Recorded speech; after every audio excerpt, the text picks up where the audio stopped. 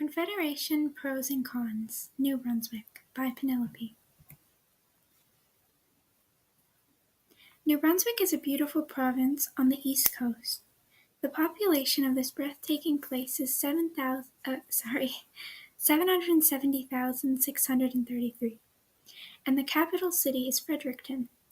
New Brunswick happens to be one of the first places in Canada settled by Europeans, first by the French in the early 1600s and then the British in 1784, when it became part of the British Empire. It also happened to be one of the first provinces to join Confederation in 1867 with Ontario, Quebec, and Nova Scotia. And here is just a short video.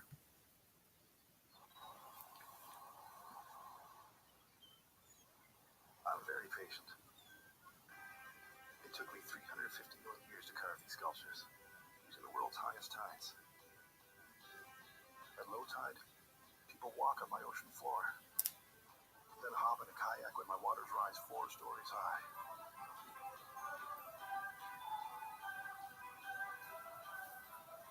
I'm a generous host. My Bay of Fundy's abundance of fresh seafood attracts 12 species of whales, and plenty of people too. My saltwater beaches are the warmest in Canada. In summer, I'm warmer than an Olympic swimming pool. I'll show you why movie moguls choose me to do their casting, and why I can show off more stars than you'll ever see in Hollywood. You'll feel lucky paddling my horseshoe-shaped river, or tramp on my enchanting islands. I have so much to say. I need 2 official languages. I can be very social. Join me for an exciting night on the town.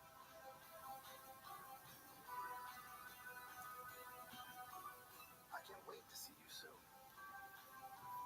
Hi. My name is New Brunswick.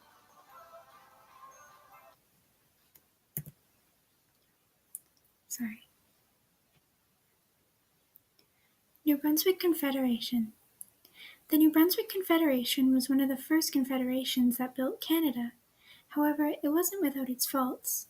At first, 1864, most inhabitants of New Brunswick were strongly against Confederation. Most against it were the ethnic minorities, such as the Acadians, and people that worried that trade taxes would go up. However, in 1866, just 1 year before Confederation, a group of Americans invaded New Brunswick, and it just fueled the fear of a more prominent American invasion.